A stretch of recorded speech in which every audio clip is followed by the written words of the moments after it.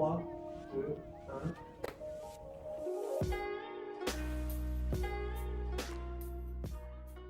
Bonjour à tous et bienvenue à Real Talk, l'émission où nous vous parlons du droit sans langue de bois. Mon nom est Yann Martins, j'espère que vous allez bien et l'épisode que vous regardez ce soir vous est présenté par le comité de droit des affaires de l'UQAM en compagnie de Macmillan. En parlant d'ailleurs de Macmillan, je ne suis pas seul ce soir pour réaliser cet épisode car je suis en compagnie de la dame au sens du style aussi aiguisé que le sens des affaires, Jordana Loporcaro. Bonsoir Jordana. Bonsoir. Oui, je ne sais pas pourquoi j'ai dit bonsoir, c'est vrai qu'il fait... It's broad daylight, mais c'est pas grave. C'est le premier raté, on s'amuse, ok? Donc, il n'y a pas de problème, on va continuer comme ça, c'est plus naturel. Comment est-ce que ça va? Ça va bien? Moi, Comment est-ce ça que ça va va? très bien. Merci encore d'avoir accepté notre invitation. Merci de nous accueillir ici. Comme vous pouvez voir, mesdames et messieurs, nous avons une magnifique vue. Merci de nous accueillir aujourd'hui. Bienvenue. Alors, si on peut commencer avec les questions directement, j'aimerais te demander, Jordana, des fois pour certaines personnes, c'est plus compliqué de répondre à cette question, mais pourrais-tu te présenter en quelques mots? Oui, donc mon nom c'est Jordana Loporcaro. Je suis la directrice des ressources professionnelles chez Macmillan depuis presque 4 ans. Je suis avocate membre du barreau du Québec depuis 2010. Ça vous donne un peu une idée de mon âge. J'ai un bac de l'Université de Montréal et aussi un JD de Queens. Alors, chez Macmillan, c'est moi qui s'occupe de tout le recrutement pour les étudiants et les sociétaires à Montréal et à Ottawa. Je m'occupe aussi du développement professionnel dans les deux bureaux et j'assiste les avocats avec le développement de leur carrière. Ok, excellent. Mais justement, lorsqu'on parle de recrutement professionnel, c'est plus large qu'il n'y paraît. Certains pensent qu'il s'agit juste de recruter des étudiants. C'est pas le cas. Tu as parlé aussi de développement professionnel. Qu'est-ce que ça veut dire exactement? C'est vraiment d'accompagner les gens à travers leur carrière. Donc, je vous donne un exemple.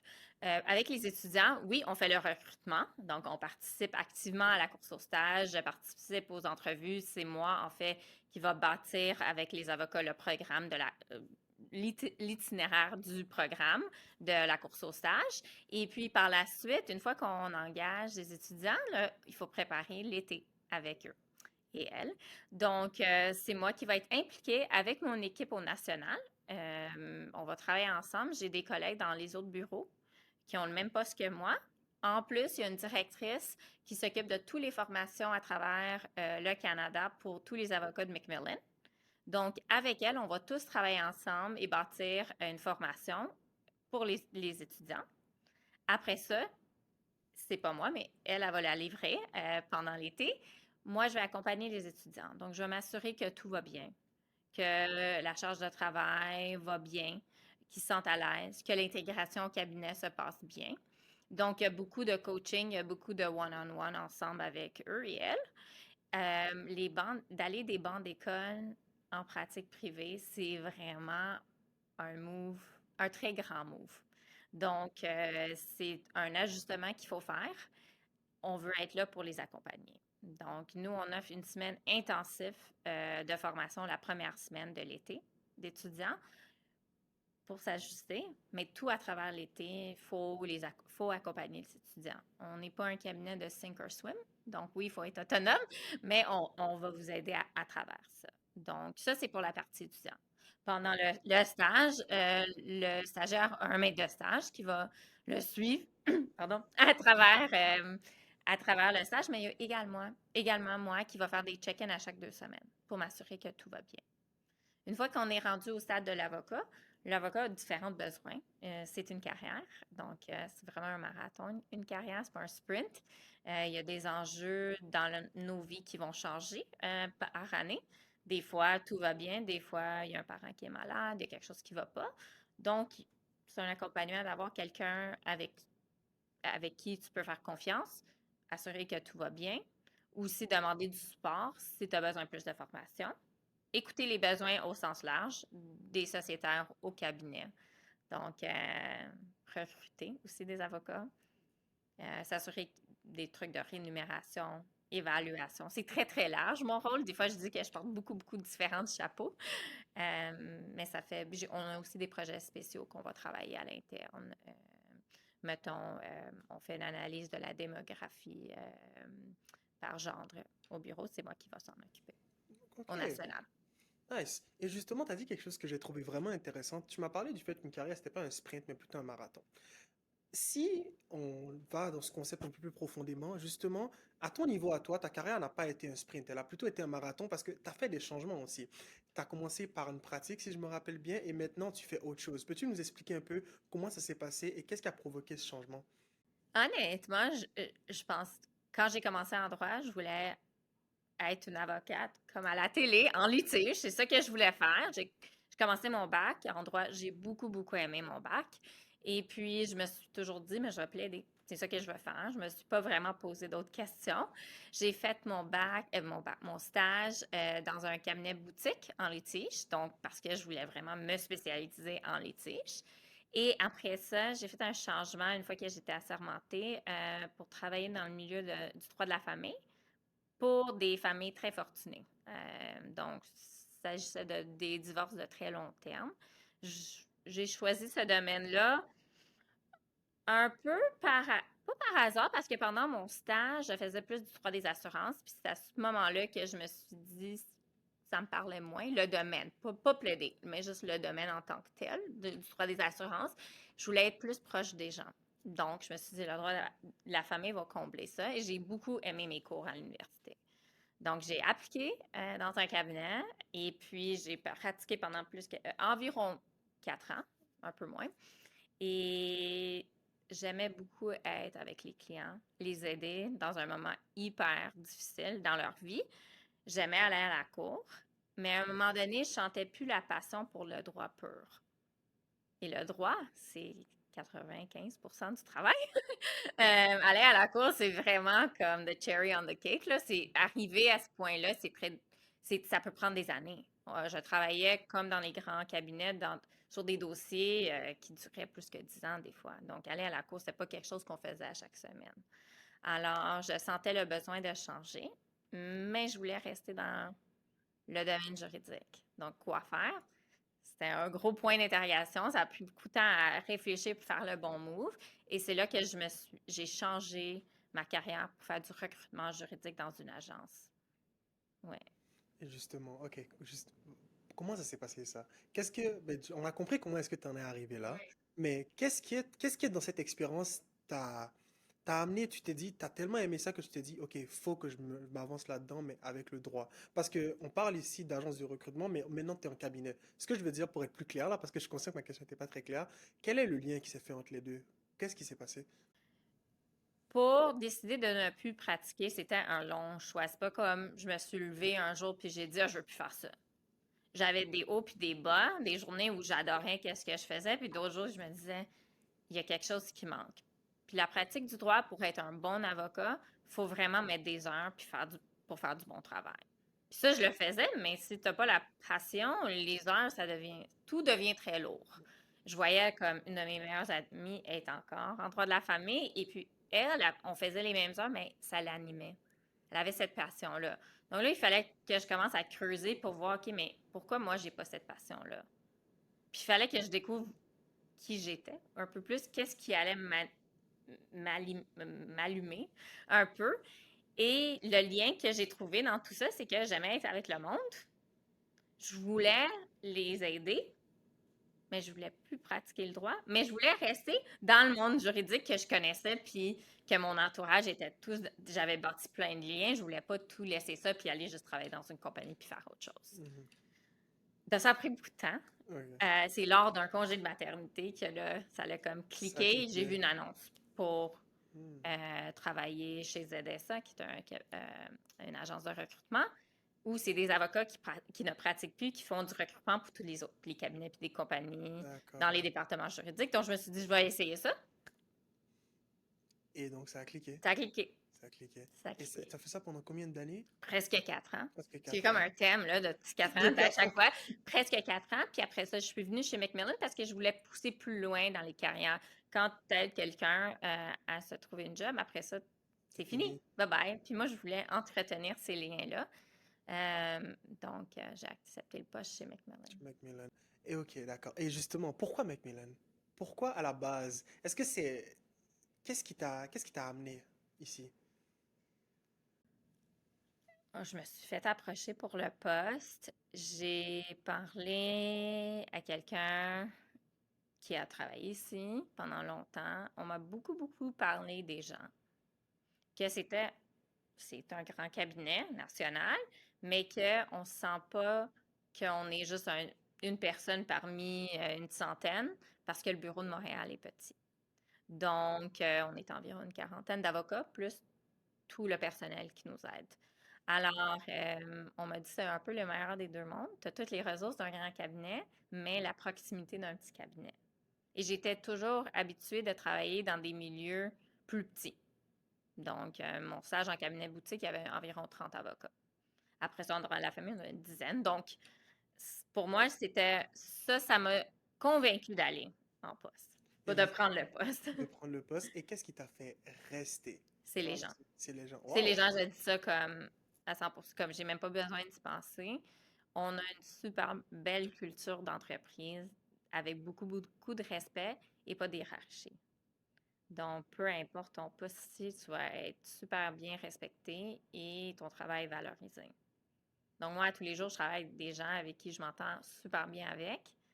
Ça rend la vie agréable. Puis le travail agréable parce qu'il y a des aspects de n'importe quel emploi qu'on trouve difficile.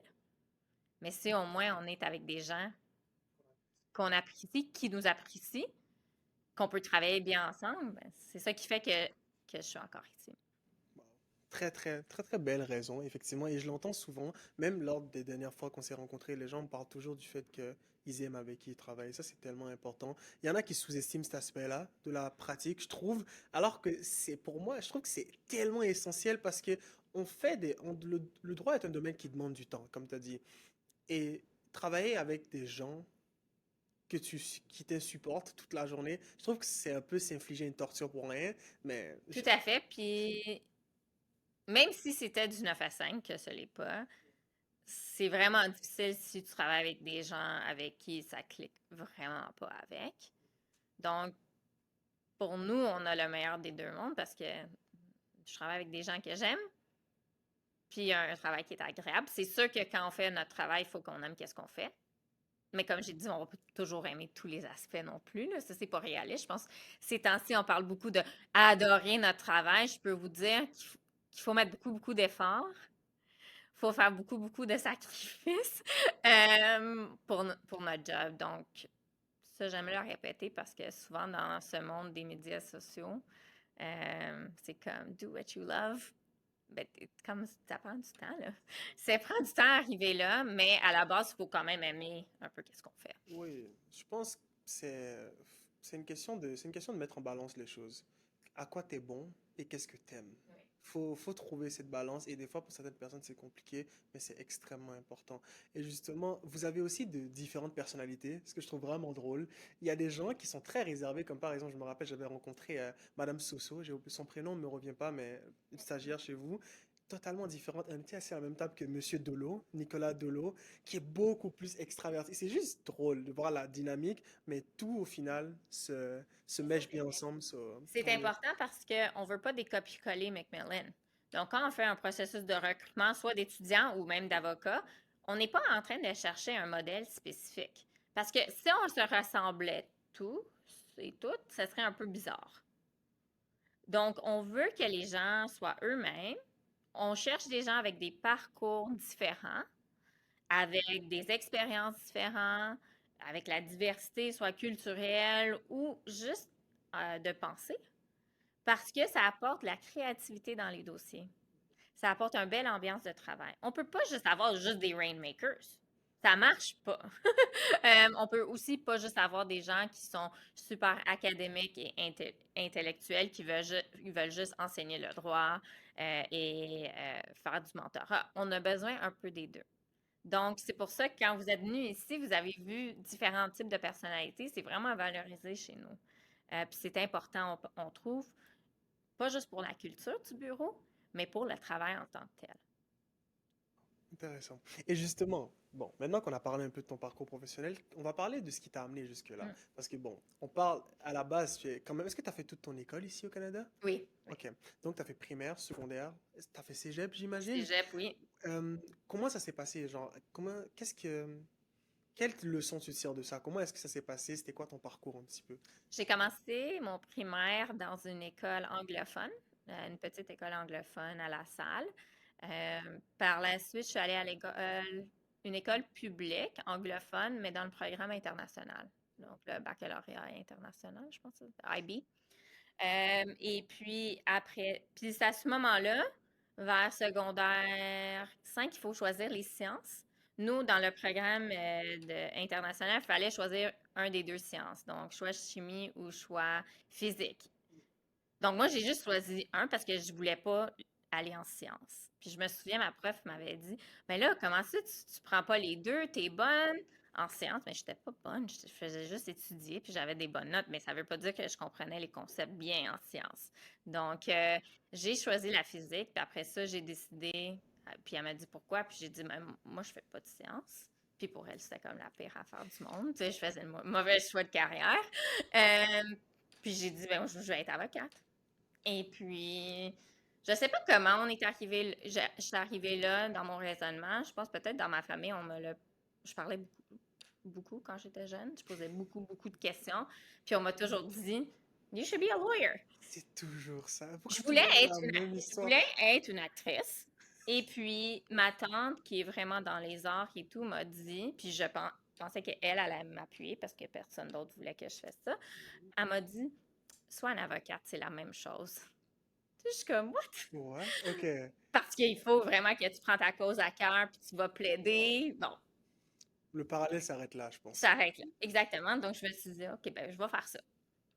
Alors, je suis allée au cégep, je suis allée à Marinopolis, j'ai fait Honors Commerce, donc administration. Mhm. Et puis après ça, je suis allée à l'Université de Montréal. Parce Ah, que je d'accord. savais que je voulais aller en droit.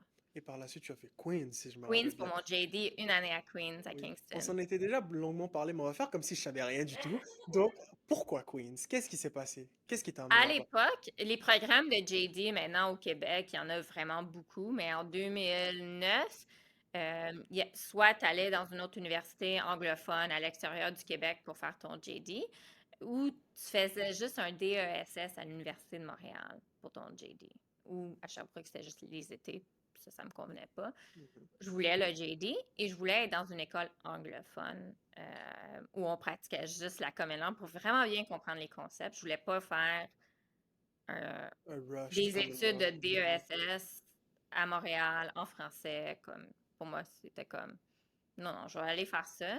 À Queen's, ils offraient un programme d'une année pour les étudiants en droit civil. Et donc, c'était une super belle expérience. Puis c'est vraiment le fun d'être entouré de gens qui ne connaissent pas le droit civil. C'est vraiment de la common law pure, puis tes cours, donc c'est une belle adaptation.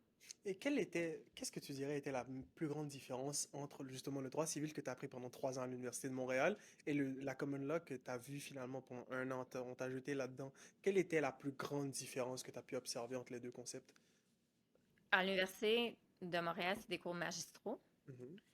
À Queen, ce n'est pas. C'est vraiment les gens participent, puis ils parlent, on pose des questions euh, aux étudiants, on veut entendre leur raisonnement.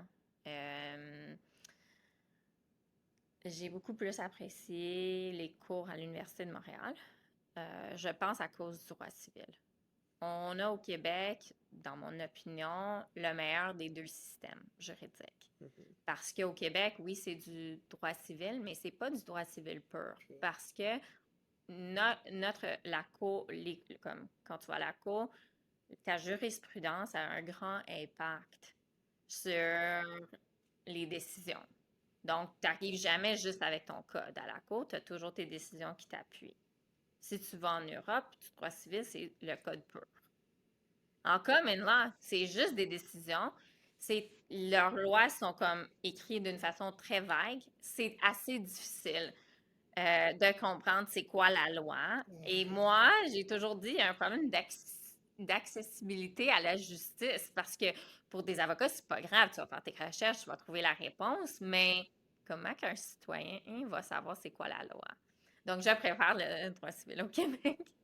Sincèrement, Mais c'est une belle expérience.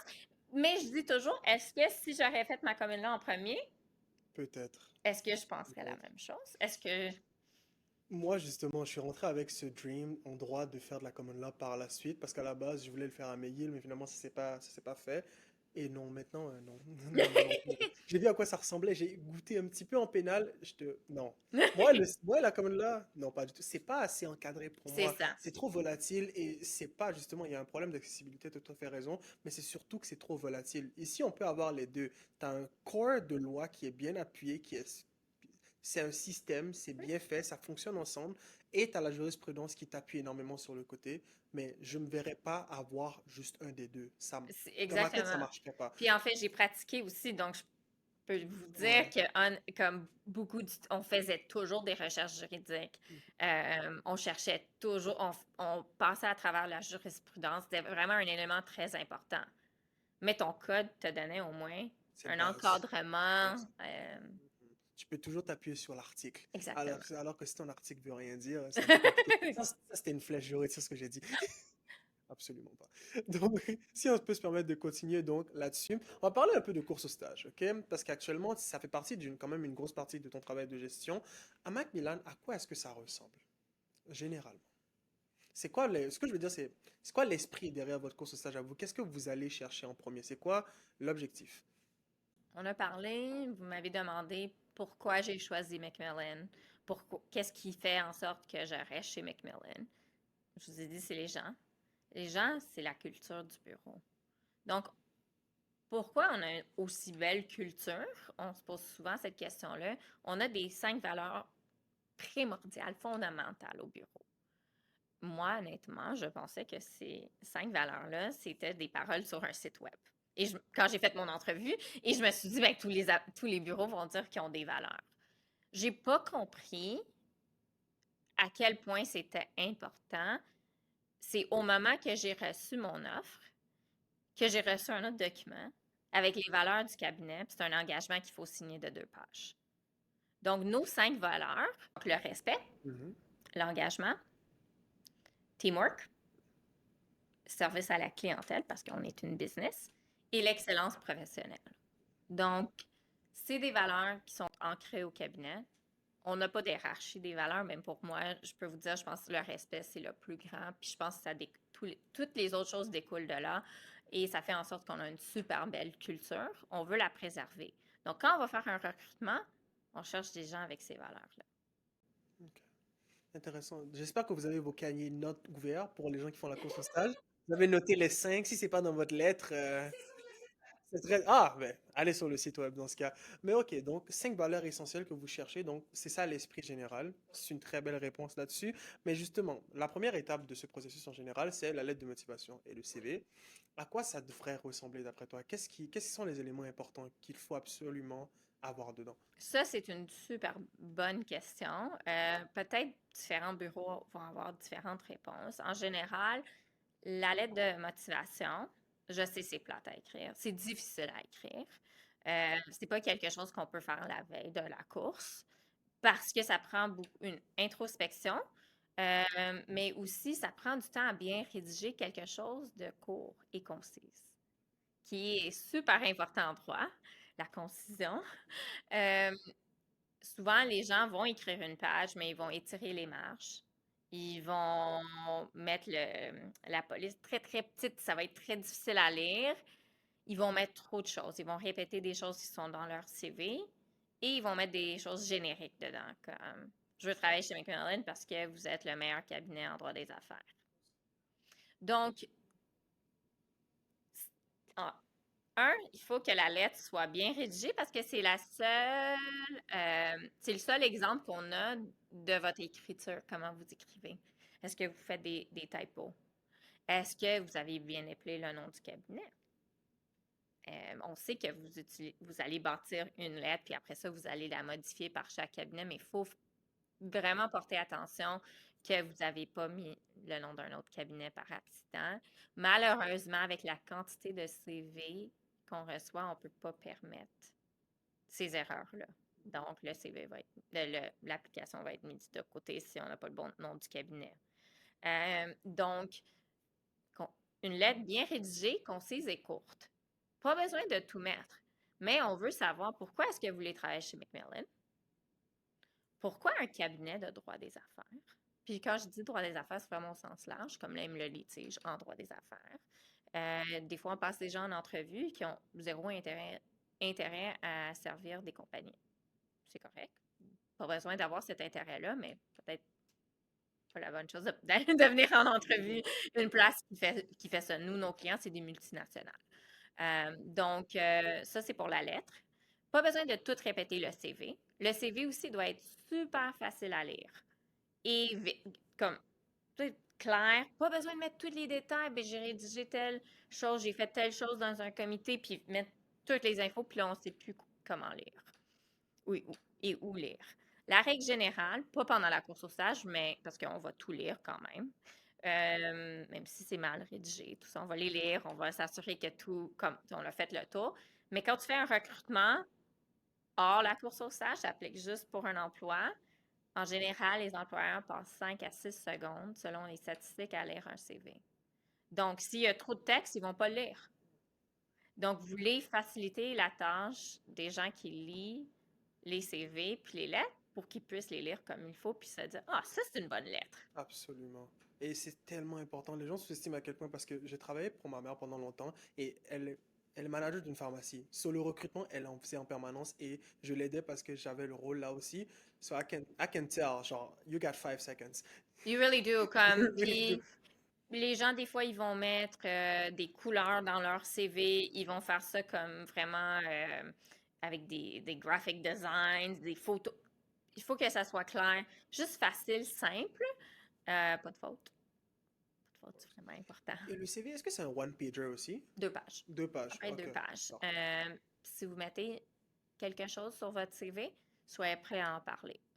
Donc, vous faites partie d'un comité. Si vous êtes allé à une réunion pendant toute l'année, puis vous vous souvenez de rien, mettez-le pas parce qu'on va vous poser une question. On peut vous poser sur n'importe quoi. Si vous mettez que vous êtes bilingue, assurez-vous d'être bilingue. Si vous parlez, mettons, euh, vous parlez en français, mais votre anglais est comme intermédiaire, mettez intermédiaire, mettez pas bilingue. Parce qu'on va vous poser des questions, puis après ça, ça va être. Il faut que ça soit, tout doit être consistant. There has to be a consistency. I get that. Ok, perfect. Thank you for the answer. Si je peux continuer donc à ce moment-là, on parle ici de la lettre de motivation, le CV, c'est passé. Admettons qu'on a passé cette étape.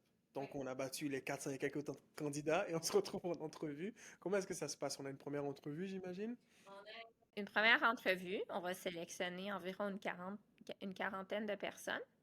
On offre 4 places de stage. Donc, on a fait environ une quarantaine d'entrevues.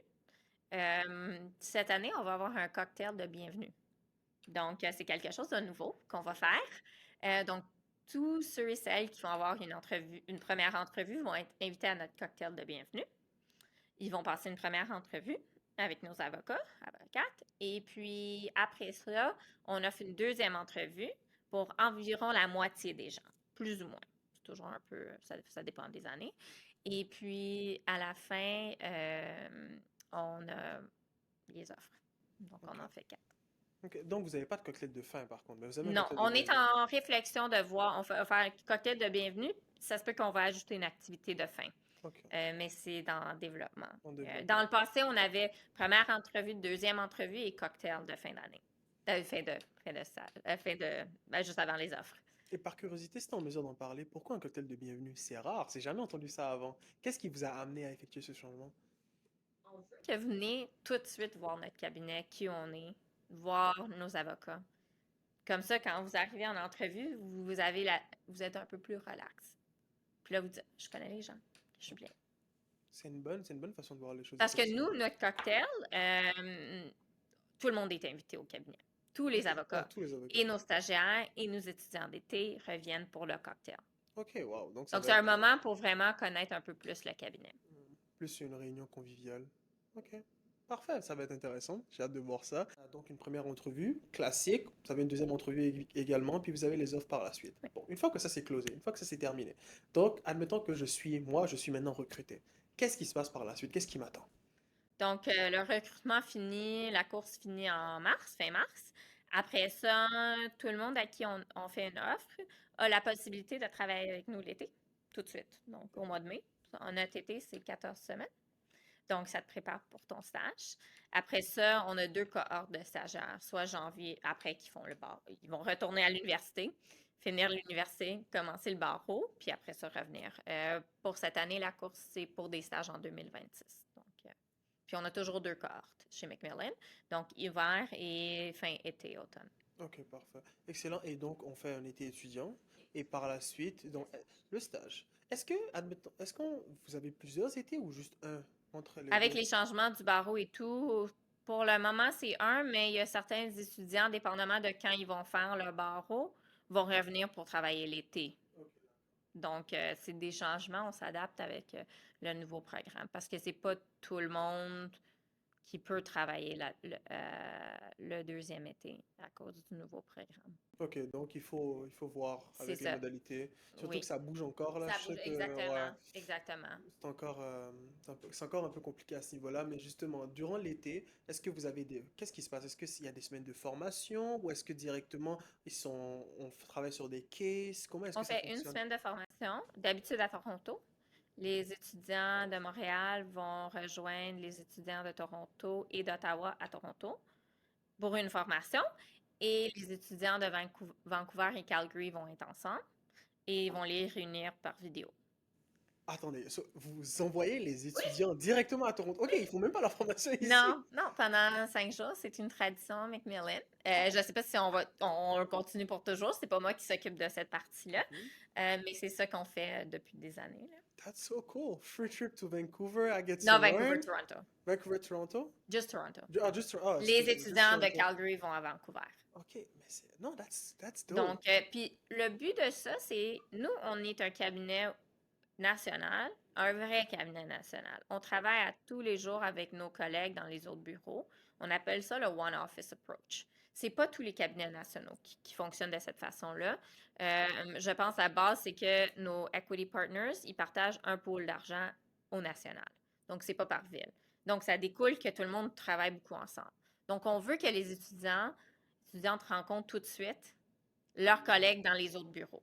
Ça, c'est la première chose qui est super importante. Après ça, un peu moins quand tu es étudiant, mais ça arrive que tu vas te faire appeler d'un autre bureau pour recevoir des mandats. Quand tu es assermenté et puis tu pratiques dans un groupe, là, c'est le groupe au national qui va t'appeler puis te donner du travail. Elle est vraiment présente, puis avant COVID, c'est vraiment la base du cabinet. C'est vraiment One Office. Donc, moi, avec mes collègues des autres bureaux, même nos pratiques de recrutement se ressemblent énormément. Et j'imagine que ça favorise aussi le développement professionnel parce qu'ils sont exposés à d'autres types de pratiques D'autres types de aussi. pratiques, puis ça fait en sorte qu'on a une formation égale.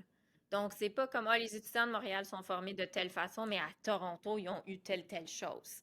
Ou à Vancouver, les sociétaires en M&A ont plus d'opportunités que les gens à Montréal. C'est pas comme ça du tout. Tout le monde a accès, puis juste ça monte même quand tu deviens non-equity partner ou equity, c'est la même pour tout le monde. Donc, tout le monde a accès aux mêmes formations, on les forme en même temps. Plus senior que tu deviens, on a de première année de pratique, on a le Macmillan Business Academy. Donc, on envoie tout le monde, toutes les premières années à Toronto, incluant Vancouver et Calgary, pour une formation de 3 jours. Donc, après ça, quand on est un senior associate, on va au Senior Associate Conference à Toronto. Et les non-equity partners ont une conférence. Donc, il y a constamment des choses pour le développement professionnel et d'affaires qu'on fait, mais qu'on offre à tout le monde. Ok, je vois maintenant ce que tu veux dire par vrai cabinet national. C'est parce que c'est pas partout, effectivement, qu'on voit autant de relations entre les différentes places d'affaires. Il y a des endroits où il y en a presque Il n'y en a pas. presque pas. Ça dépend du modèle d'affaires, mais nous, c'est vraiment très, très relié. C'est un autre groupe plus pour moi. Je pense que c'est une autre raison qui me pousse à rester. Je fais le recrutement aussi pour Ottawa. Donc, je me déplace aussi beaucoup là-bas. Ouais, c'est vraiment bon à savoir. C'est des choses que, justement, c'est ça l'esprit de Real Talk, c'est de nous donner accès à ce genre d'informations que personne, genre, j'aurais jamais entendu parler Oui. de ça si j'étais pas ici Puis en train de même si discuter vous avec toi. lisez sur le site web, comme oui, les infos sont là, mais c'est pas évident, puis on a l'impression que c'est très général, c'est difficile à comprendre. C'est pour ça qu'on encourage vraiment les étudiants à participer à nos événements, à venir au cabinet quand on fait des lunchs, parce que ça vous donne accès, comme vous dites, à des choses qu'on ne peut pas juste lire sur un site web. Je trouve le recrutement étudiant pour les étudiants, c'est très difficile à savoir la différence entre les différents cabinets parce que sur papier, on se ressemble énormément.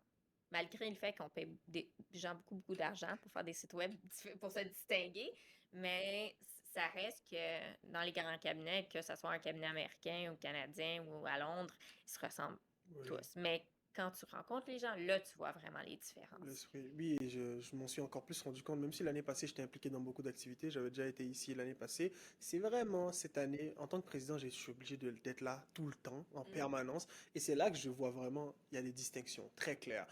La pratique reste la même, mais la culture de chaque cabinet est vraiment différente. Et j'espère que les gens pourront mieux s'en rendre compte au travers de l'émission qu'on fait aujourd'hui, de l'image que Macmillan a en tant que cabinet. Donc c'est bon comme ça. Donc on a parlé un peu de l'été étudiant. On parle maintenant du stage un peu plus. Le stage, est-ce que vous faites, comment est-ce que ça fonctionne? Est-ce que vos étudiants choisissent une équipe dans laquelle ils souhaitent travailler ou est-ce que vous leur faites Ouais. explorer plusieurs champs Il n'y a de... pas de rotation, Ok. même l'été. Donc, c'est vraiment, on cogne à la porte, on va voir qui a besoin d'aide. Les avocats savent quand les stagiaires arrivent, donc sont prêts à leur donner du travail. Et puis, donc, ça vient des deux côtés. Et puis, avec le temps, on commence à savoir un peu plus qu'est-ce qu'on aime faire.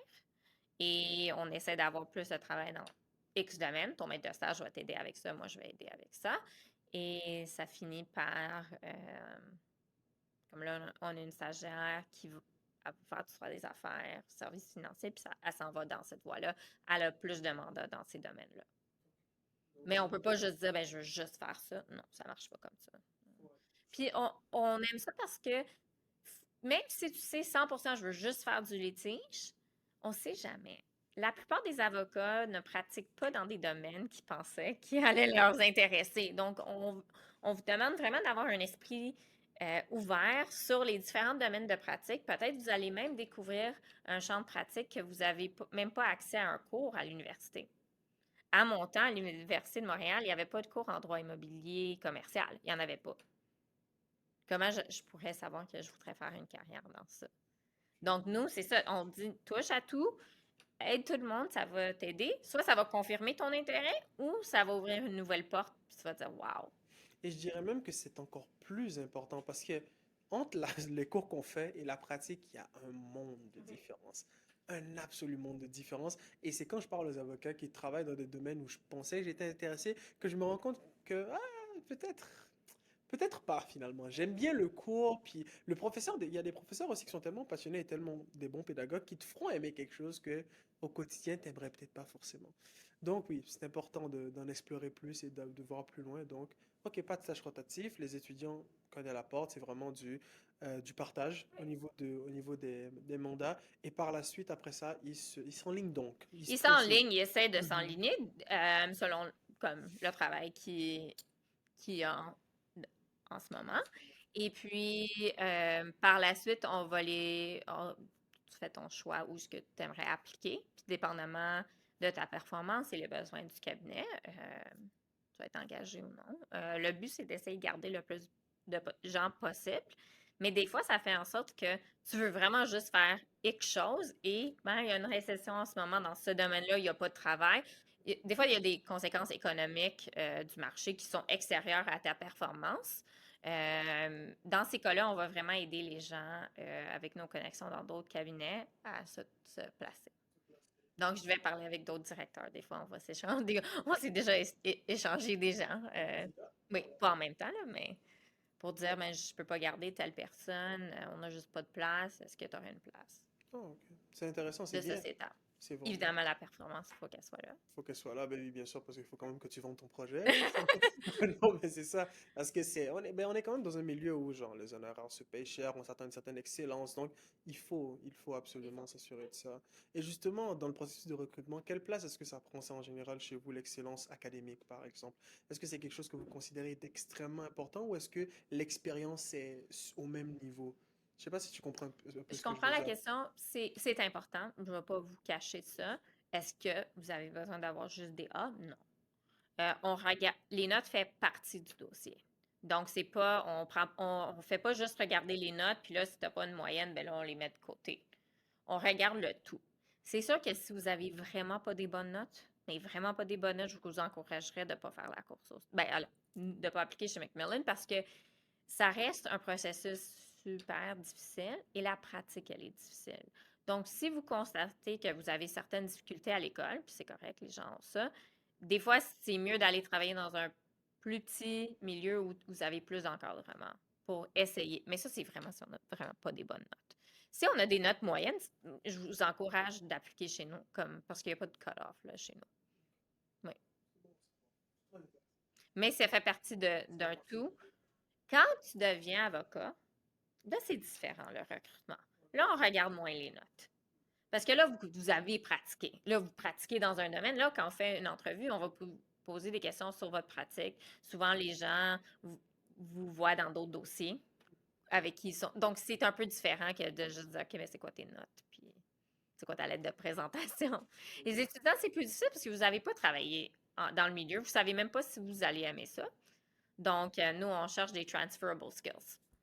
Ah, justement, en parlant de transferable skills, pour un étudiant qui a travaillé dans le milieu, par exemple, parce qu'il y en a qui le font en même temps que leurs études d'ailleurs, est-ce que c'est quelque chose qui compte dans le processus? Est-ce que vous considérez ce genre d'expérience dans le dossier, ou est-ce que c'est vraiment plus dans le domaine du droit des affaires? Mettons qu'un étudiant a par exemple travaillé dans le domaine du droit du travail pendant qu'il était aux études, est-ce que c'est quelque chose que On qui regarde tout, fonctionnerait? absolument tout. Mettons, vous avez travaillé dans un petit cabinet en droit de la famille, c'est sûr que c'est important, ça. C'est pas parce que nous, on n'en fait pas qu'on va négliger ça. Mais si un étudiant n'a pas travaillé dans un domaine juridique, puis a travaillé dans des boutiques, ou dans un hôtel, ça compte aussi. Parce que, comme je dis, c'est vraiment des transferable skills. Donc, est-ce que vous avez l'excellence à cœur? Est-ce que vous savez c'est quoi le service à la clientèle puis donner un bon service? Parce que nous, on reste une business. Donc, c'est bon si vous avez travaillé dans un domaine juridique, mais si vous ne l'avez pas, c'est bon, c'est correct aussi. Parce que nous, va creuser puis voir, OK, est-ce que cette personne-là a les valeurs qu'on a besoin? Est-ce qu'ils ont le skill set qu'on peut apporter dans des dossiers en droit? Alors, Jordana, si on parle un peu plus du barreau maintenant, parce que ça reste une étape importante du processus pas de recrutement, mais du processus d'être étudiant, d'être stagiaire et tout ça, comment est-ce que c'est géré au niveau de Macmillan? Comment est-ce que vous aidez les étudiants à travers ce processus-là?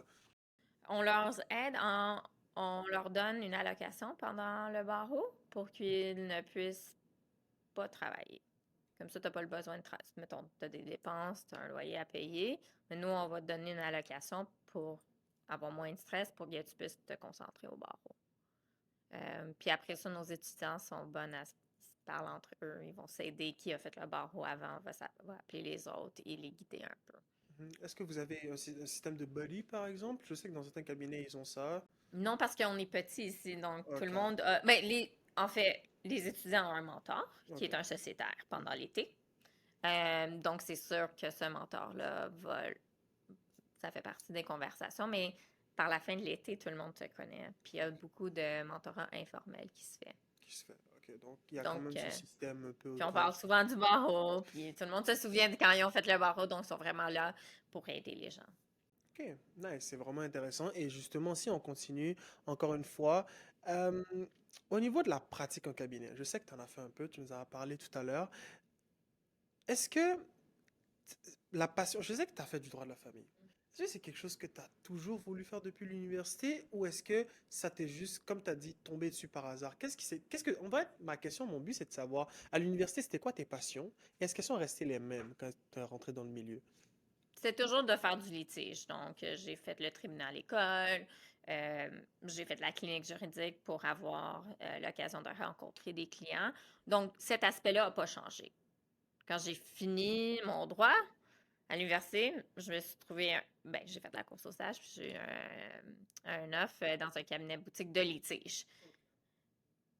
Par contre, si j'aurais eu un stage dans un cabinet où il faisait du droit des affaires, est-ce que j'aurais aimé ça? Peut-être. Je ne sais pas, mais j'ai pas eu cette occasion-là, donc ça s'est pas présenté.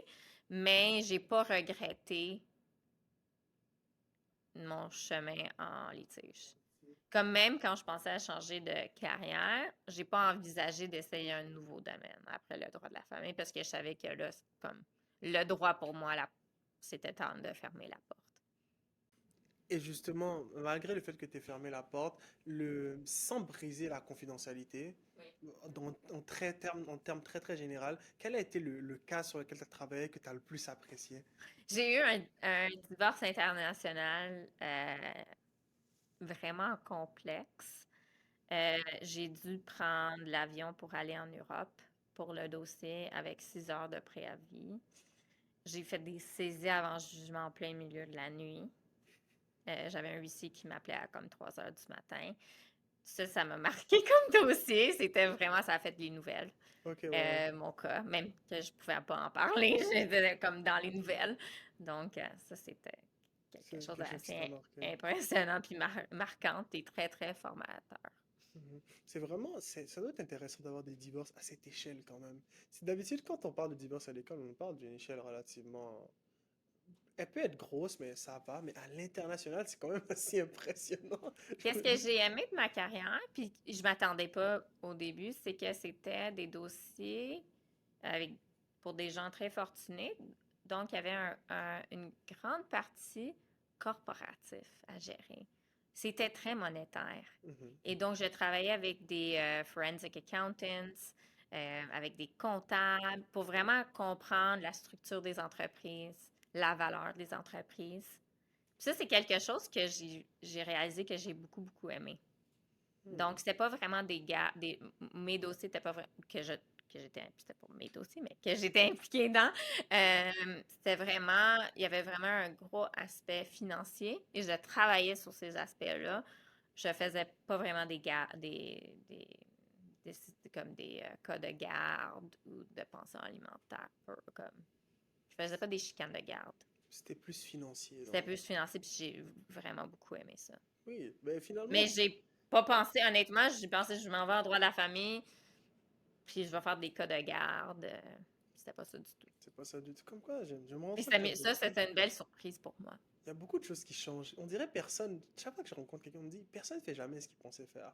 C'est quand même drôle dans le domaine du droit. Ça se Parce recoupe que le beaucoup. droit, c'est tellement complexe. Mhm. Euh, c'est la vie des gens. Et le droit à la famille, c'est un droit vivant. C'est pas comme tu reçois un cas, mais le cas, il continue. Tu peux pas, comme quand tu fais un litige commercial, tu as les faits.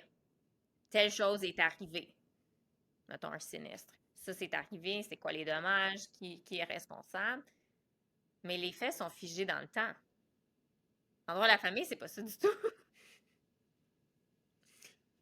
Ben, c'est sûr que je me rappelle, tu m'avais dit, je pense qu'il y a un dossier, genre tu venais juste de le conclure, puis ça fait genre 10 ans que ça s'est passé. Je travaillais plus dessus, mais tu m'as dit genre, ah ben je viens d'avoir la conclusion. Donc ça prend vraiment autant de temps que ça en général? Ça dépend, ça Ça dépend. dépend? Mais chez Macmillan, c'est la même chose. On a des énormes dossiers, puis ça prend des années, là. C'est pas en litige. C'est pas des petits dossiers qui se finissent rapidement. Qui Puis finit je te dirais, c'est pas mal comme ça pour tout le monde, là, dans tous les cabinets, tous les tous cabinets. les grands cabinets. Mhm. Intéressant. Et justement, dans ta pratique d'avocate, qui a duré quand même un certain bout de temps, quels sont les skills, les transferable skills, justement, on revient sur le thème, qui te servent encore aujourd'hui, même dans ta pratique de ressources humaines?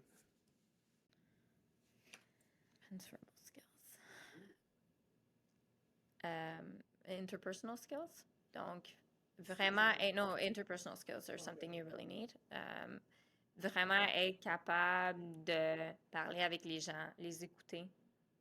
Ça, c'est quelque chose comme avocat, faut travailler sur, puis être capable de vraiment bien cibler les besoins du client, en même temps avoir la compassion, parce que le moment que, même si mettons, tu fais du litige, puis tu en fais à tous les jours, puis tu as un volume de, je sais pas, 50, 60 cas, euh, pour la personne devant toi, c'est le seul cas dans leur vie. En litige, plus ou moins, c'est quelque chose de très important. Il faut avoir beaucoup de compassion. Les gens qui ont fait de la clinique juridique vont voir ça aussi. C'est des moments vraiment... Les gens sont stressés, là. Être poursuivi ou vouloir poursuivre quelqu'un, c'est pas le fun. Donc, il faut beaucoup de compassion. Puis, mais en même temps, il faut être capable de bien parler avec les gens, bien cibler et décortiquer les faits. Ça, c'est pas facile quand quelqu'un est pas un juriste.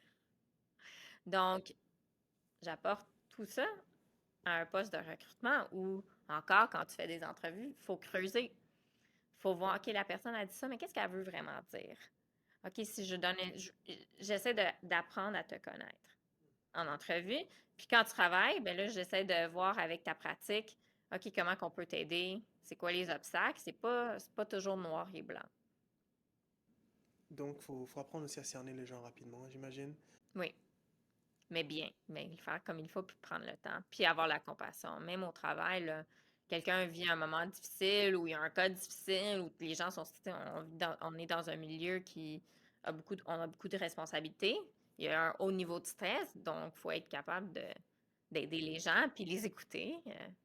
Justement, en dehors du droit, qui es-tu? Quels sont tes intérêts, tes Oh, loisirs, en dehors du travail, si on doit, parce qu'on approche de la fin, donc on va discuter un peu plus de ça. Quand tu sors d'ici, qu'est-ce qui se passe? moi, j'ai 2 enfants, j'ai 2 petits gars. J'ai un mari. Je suis vraiment une personne de famille. Donc, je suis très proche de ma famille. Et puis, j'adore cuisiner et j'adore recevoir les gens chez moi pour faire des fêtes. Donc, souvent, c'est nous qui vont recevoir. Puis, on fait plein de différentes parties. Donc, Italian, right? Italian. That makes sense. Yeah, my husband's not Italian, mais je l'ai converti. Donc, il parle italien maintenant. Mais on est vraiment comme, on aime ça être entouré de nos amis, puis faire des activités et voyager beaucoup. Un peu moins ben, j'ai voyagé beaucoup avant d'avoir des enfants. Après ça, mes enfants étaient un peu trop petits, mais là, on recommence à voyager. C'est vraiment le fun. Quelle était ta destination préférée, justement? Where did you go that you would go right now? Oh, Like, Italy. if you could, Italy. I have a ticket. Italy? Je retournerai en Italie. Ça fait longtemps que je ne suis pas retournée. Mais mon rêve, c'est d'aller au Japon. Ooh, that's doable. Ouais, mais je l'ai pas fait encore parce que comme étudiant, c'était pas fait, c'est très cher. Puis je me suis dit quand je vais aller, je vais le faire comme il faut. Donc un jour. I wish Japan for you. Mais genre Italie, why? Is it the food? Is it the people? Is it the Yeah. country in general? Moi, c'est country in general, je suis italienne, je parle italien, donc ça facilite les choses. La bouffe, c'est exceptionnel, mais il y a tellement d'histoires en Italie, comme tu sais, tu vas à Rome, il y a une expression qui dit il n'y a jamais assez de jours pour visiter Rome. Puis c'est vraiment vrai. J'ai passé 5 jours là-bas, puis je suis retournée 3 fois, puis c'est pas assez. À chaque fois, je découvre des nouvelles choses. Wow. And if we just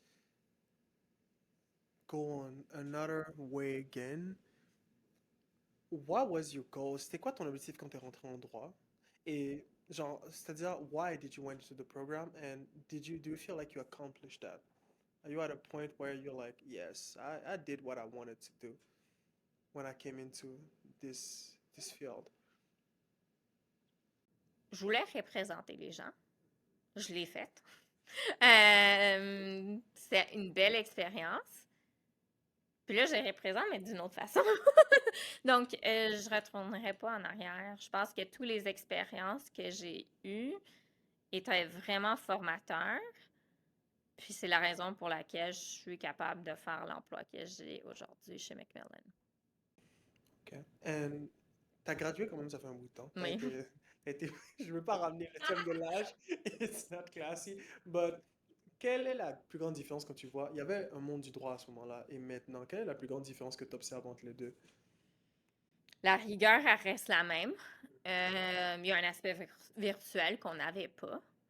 Je ne sais pas c'est comment plaider à la cour de façon virtuelle. Je ne sais pas si j'aurais aimé ça. Ça, c'était pas quelque chose de possible.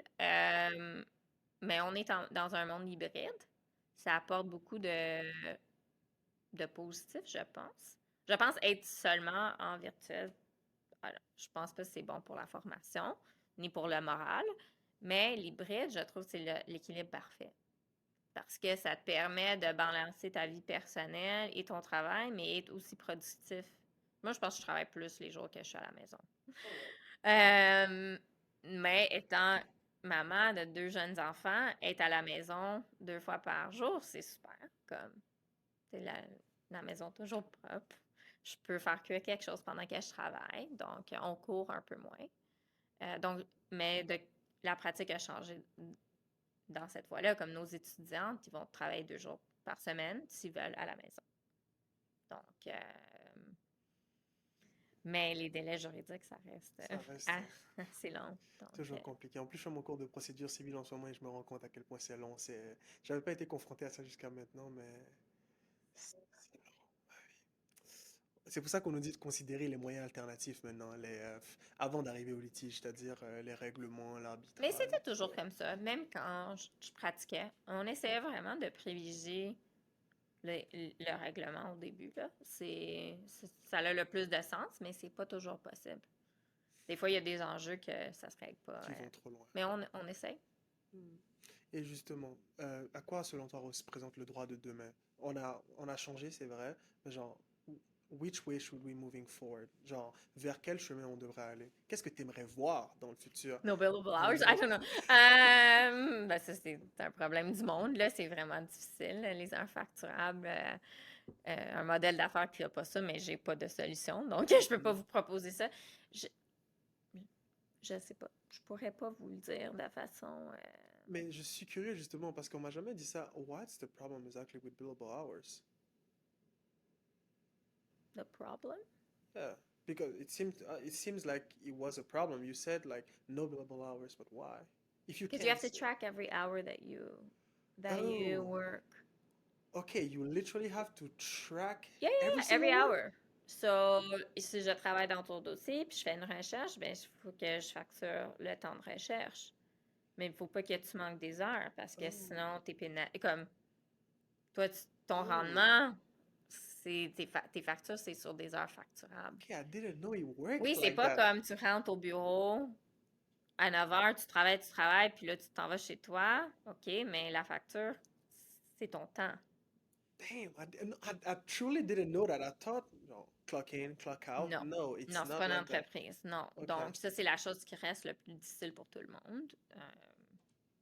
Wow, ok. Oui, ben, on pourrait par exemple, peut-être qu'un jour on pourra optimiser ça avec de l'AI or something. Well, that's not Ou- good. Then you don't have a job. You don't No, no, want no, that. no. What I mean by optimize is track the billable hours But for you. we have software. On a des Okay. choses on a des timers, on a des choses, mais ça reste quelque chose qui est difficile. Puis il faut aussi mettre des descriptions de tâches pour que le client accepte de payer 5 heures de recherche. Puis il sait c'est quoi. Les clients ont des factures très détaillées. C'est comme ça dans tous les cabinets. Donc, c'est Okay. pas des forfaits qu'on fait, là. C'est pas comme, OK, je fais ton dossier pour 5 000 $, et c'est fini, non. But that's a good. Moi, je trouve que c'est une très bonne réponse. On n'a peut-être pas de solution, mais c'est quelque chose qu'on devrait essayer d'optimiser Mais de notre part. si tu fais des recherches sur le sujet à travers le monde, dans tous les cabinets autour du monde, les gens ont essayé, mais n'ont pas trouvé de solution, là, parce que ça reste difficile. Puis c'est vrai que le travail qu'on fait est très difficile et très complexe. Donc, il y a une raison pourquoi on charge On beaucoup aussi, change. là. Mhm. Ok. Ben, écoute, ça tire à la fin. Donc, dernière petite question. Si demain tu devais tout recommencer à zéro, absolument tout, et que tu pouvais juste garder trois conseils pour toi-même à te donner à ta version plus jeune de toi, ce serait quoi? Ben, on en a parlé un peu au début. La première, c'est vraiment, faut que tu travailles fort. Puis ta carrière, faut que tu mettes des efforts. Puis ta carrière, tu vas avoir une bonne carrière à la fin de la journée, mais des fois, ça prend plus longtemps à arriver où ce que tu veux être. Donc, oui, on veut faire la course au stage, on va avoir un stage. Mais peut-être ça va pas être ton premier choix de cabinet. Peut-être que tu vas pas avoir un stage pendant la course, mais ça veut pas dire que ta carrière est finie. Ça veut pas dire que, OK, ben là, tu vas plus être une bonne avocate ou avocat pour le restant de ta vie. Il faut mettre des efforts, il faut saisir des opportunités, il faut travailler fort et tu vas arriver à tes buts, peut-être juste pas avec le parcours que tu pensais. Puis ça, c'est important parce qu'on est dans une époque où les gens sont pas patients. On se fait dire constamment, fais qu'est-ce que tu aimes, mais des fois, il faut mettre beaucoup, beaucoup d'énergie, de sacrifice pour arriver à qu'est-ce qu'on aime faire. Donc, ça serait un conseil. L'autre, je les ai écrits. C'est juste ça, cette question-là m'a comme marqué un peu. Ah. Euh, L'autre chose, c'est vraiment, faut que, si tu veux quelque chose, il faut le demander. Il faut faire du bon travail, mais si tu veux progresser, les gens ne peuvent pas lire tes pensées. Donc, you have to speak up. Demande qu'est-ce que pour les choses que tu veux. Il y a un temps, peut-être comme il faut faire tes preuves aussi. Là. Des fois, les gens disent OK, je veux le titre de OK, mais pas devenir partner après un an, là. Il y a des étapes à faire, mais demande. Tu veux aller à une formation, demande. Tu t'as préparé les questions d'interrogatoire, fais pas comme oh, on m'a pas invité. Demande d'y aller si on t'a pas. Attends pas que les gens te donnent tout, parce que personne va te le faire, peu importe c'est quoi ta carrière. Il y a des gens qui vont t'aider, mais toi, il faut vraiment que tu t'aides toi-même. Puis il faut être résilient Faut être résilient, donc résilience, speak up, and work hard. and the first one, Il faut vraiment work travailler hard. Yeah. fort puis réaliser que c'est pas parce que tu as appliqué pour X job puis tu l'as pas eu que là, c'est la fin du monde. Puis là, des fois, oui, peut-être tu vas travailler dans un cabinet que tu n'aimes pas, mais il faut tirer des leçons de ça. Continuer, ça va t'aider avec un autre emploi par la suite. De ne pas te décourager. Tu n'as pas des bonnes notes, c'est pas la fin de. C'est pas comme OK, je change de carrière, je fais plus ça.